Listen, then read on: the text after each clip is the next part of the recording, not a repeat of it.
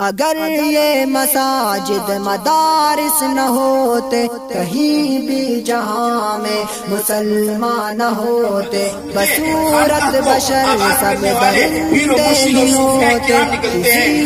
جگہ اچھے انسان یہ اسلام کے قلعے ہیں۔ اسی لیے دشمنوں خیر خواہی کا لبادہ اوڑھ کر کے آج تمہارے سامنے آ رہے ہیں اور علماء کو تم سے بدسن کر رہے ہیں، علماء کی بارے میں نفرت تمہارے دلوں کے اندر پیدا کر رہے ہیں، علماء کے بارے میں بغض اور عداوت تمہارے دلوں کے اندر پیدا کر رہے ہیں۔ یاد رکھو کبھی بھی ان کی بات کے اندر نہ آنا۔ جس مسلمان کے دل میں نبی کی محبت ہوگی، اس مسلمان کے دل میں عالم کی بھی محبت ہوگی۔ جو مسلمان یہ دعویٰ کرتا ہے کہ میں اپنے نبی سے محبت کرتا ہوں، میں ابو بکر صدیق سے محبت کرتا ہوں، میں عمر فاروق سے محبت کرتا ہوں، میں عثمان و علی سے محبت کرتا ہوں، تو اگر وہ اپنے دعوے میں سچا ہے تو اسے عالم سے بھی محبت کرنی پڑے گی۔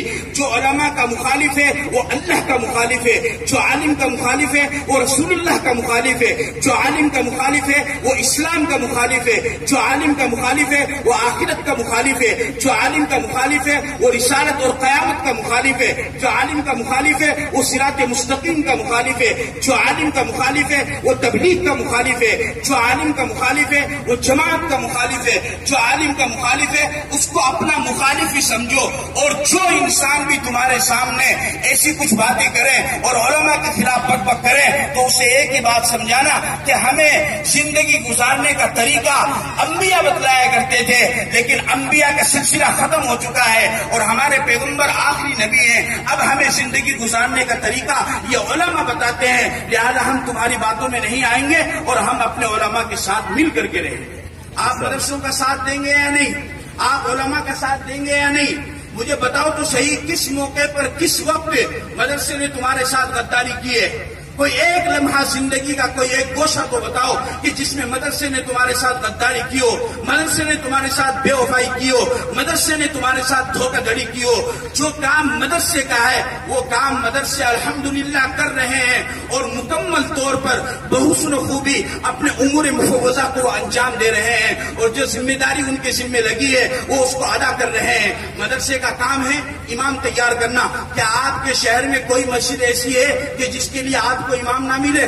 ہر مسجد کے اندر امام موجود ہے۔ یہ مدرسہ اپنے کام کو کر رہے ہیں، لاکھوں کی تعداد میں، ہزاروں کی تعداد میں امام بنا کر کے تمہیں مہیا کر رہے ہیں۔ مدرسے کا کام ہے مؤذن تیار کرنا۔ کیا کوئی ایک مسجد مجھے بتا دو کہ جس کے لیے مؤذن نہیں مل رہا ہو؟ مدرسے کا کام ہے حافظ قرآن تیار کرنا۔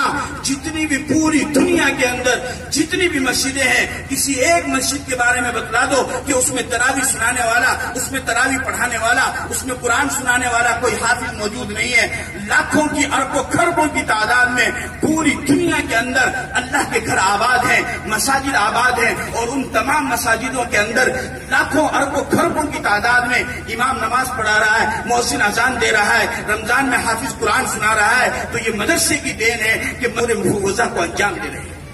آپ بتاؤ کسی ایک موقع پر آپ کے گھر میں کسی کا انتقال ہوا ہو اور آپ کو جنازہ پڑھانے والا نہ ملا ہو؟ کیا ایسا کبھی ہوا ہے؟ مدرسے تو اپنے تمام فرائض کو انجام دے رہے ہیں۔ اور پھر میرے دوستو سوچو تو صحیح، مجھے ایک بات سمجھ نہیں آتی ہے کہ آج ہر آدمی کی زبان پر ایک ہی شکوہ ہے کہ جی مہنگائی کا دور ہے، جی مہنگائی کا دور ہے، جی مہنگائی کا دور ہے، گزارا نہیں ہو رہا ہے۔ اور اب آپ اپنے گھر کے گزارے کو اور اپنے بچوں کا پیٹ پالنے کے لیے اپنے باپ کو، اپنے بھائی کو، اپنے بیٹے کو 7 سمندر پار کر کے سعودیہ بھیج رہے ہیں، دبئی بھیج رہے ہیں، مسقط بھیج رہے ہیں، کویت بھیج رہے ہیں، قطر بھیج رہے ہیں۔ اور آج کے اس مہنگائی کے دور میں انسان کو، باپ کو اپنے 4 بچوں کو پالنا مشکل ہو رہا ہے، اور وہ 4 بچوں کو نہیں پال پا رہا ہے، اور اپنی بیوی کا آپریشن کروا رہا ہے کہ اور بچے نہ ہو، کہ میں ان کو نہیں پال سکتا ہے۔ اس مہنگائی کے دور میں جہاں پہ 4 بچوں کو پالنا مشکل ہے، قربان جاؤں اس مدرسے کے محتمین پر کہ یہ پورے سال تک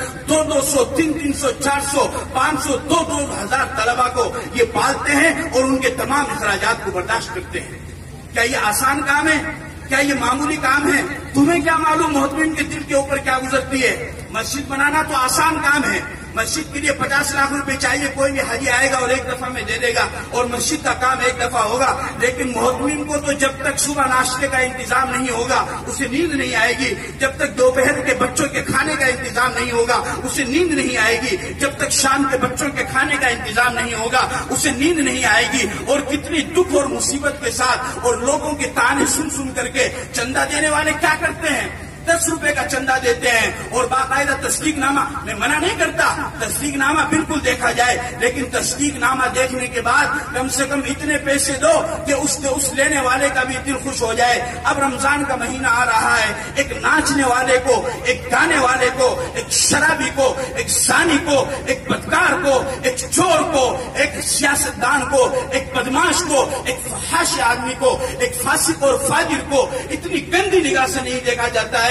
جتنی گندی نگاہوں سے ان سفیروں کو دیکھا جاتا ہے، ان مدرسے کے لیے مانگنے والوں کو دیکھا جاتا ہے، ان مدرسے کے لیے چندہ کرنے والوں کو دیکھا جاتا ہے۔ کیا ان مدرسے والوں نے اپنی بیوی کے لیے آپ سے امداد مانگی ہے؟ کیا ان مدرسے والوں نے اپنے بچوں کے لیے آپ سے امداد مانگی ہے؟ کیا ان مدرسے والوں نے اپنے گھر چلانے کے لیے آپ سے امداد مانگی ہے؟ ان کا تو حال یہ ہے کہ ان کے پاس صبح کو کھانے کا ہے تو شام کا انتظام نہیں، شام کا کھانے کا ہے تو صبح کا انتظام نہیں۔ 20 تاریخ کے بعد ان علماء کے گھروں میں کھانا بند ہو جاتا ہے، دودھ آنا بند ہو جاتا ہے، پان بند ہو جاتا ہے، چونکہ اتنی تنخواہ نہیں ہوتی ہے۔ لیکن اگر اتنی کڑی دھوپ کے اندر رمضان کے بابرکت مہینے کے اندر روزہ رکھ کر کے تمہارے پاس جاتے ہیں اور تم سے اللہ کا واسطہ دیتے ہیں اور تم سے چندہ مانگتے ہیں تو تم اتنی گھٹیا نگاہ سے اس کو دیکھتے ہو اور اتنی تان و تشنی اس کے اوپر کرتے ہو اور پوچھتے ہو کہ تمہارا مدرسہ صحیح ہے یا نہیں ہے اور تم صحیح رستے سے آئے ہو یا نہیں آئے ہو، اور پوچھتے ہو اپنے مسجد کے امام سے کہ اس کو دینا صحیح ہے یا نہیں ہے۔ ارے مدرسے والے کو دینا صحیح ہے یا نہیں ہے یہ تو چھوڑو، شادی پر جو تم ناچنے گانے والوں کو لاکھ روپے دیتے ہو، یہ کس مفتی نے تمہیں فتویٰ دیا ہے کہ اس کو دینا جائز ہے؟ یہ کہاں سے فتویٰ نکالا ہے؟ شادی پر ناچنے والے کو اگر دے سکتے ہو تو مدرسہ کے سفیر کو کیوں نہیں دے سکتے ہو؟ قرآن کریم رمضان کے مہینے میں سنانے والے کو کیوں نہیں دے سکتے ہو؟ لوگ مسئلہ پوچھتے ہیں کہ جی حافظ قرآن کو ہدیہ دے یا نہ دے۔ ارے خدا کے بندے، 27 دن تک پورے قرآن کو تمہارے سامنے سنایا اور 20 رکعت تراویح پڑھائی، 2 رکعت نماز پڑھانا انسان کو مشکل ہو جاتا ہے، اسے دھیان نہیں رہتا ہے کہ میں نے 1 رکعت پڑھائی یا 2 رکعت پڑھائی ہے، 4 رکعت پڑھانا مشکل ہو جاتا ہے، وہ بھول جاتا ہے کہ میں نے 3 پڑھائی ہے، کبھی 3 پہ سلام پھیرتا ہے، کبھی 5 پہ سلام پھیرتا ہے، کبھی 1 پہ سلام پھیرتا ہے، کبھی سجدے سہو کرتا ہے۔ لیکن رمضان کے مہینے میں پورے دن بھوکے پیاسے رہ کر کے رات میں کھڑے ہو کر کے 20 رکعت تراویح پڑھانا اور ہر رکعت کے بعد میں اپنے اگلے رکوع کو یاد رکھنا اور اگلے صفحے کو یاد کرنا اور اتنی محنت اور مشقت کے ساتھ میں 27 دن تک بھوکا پیاسا رہ کر کے تمہیں قرآن سنایا، اب تم مسئلہ پوچھتے ہو کہ اسے ہدیہ دینا جائز ہے یا نہیں؟ یہ تمہارا کوئی فرض نہیں بنتا ہے، محنت کا کوئی ذخیرہ، محنت کی کوئی اجرت نہیں ہوتی ہے۔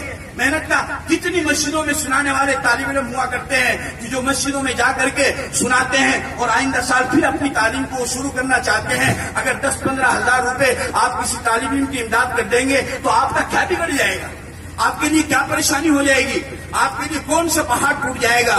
آپ کے لیے کون سی مصیبت آپ کے سامنے آ جائے گی؟ اس وجہ سے میرے عزیزوں، میرے نوجوانوں، میرے مسلمانوں، میں آپ کو بتانا چاہتا ہوں کہ ان مدرسوں کا زیادہ سے زیادہ تحفظ کرو، ان مدرسوں کا زیادہ سے زیادہ تعاون کرو، ان مدرسوں کا زیادہ سے زیادہ ان کی امداد کرو، ان مدرسوں کا زیادہ سے زیادہ ساتھ دو، اپنے علماء کے ساتھ جڑ کر کے رہو۔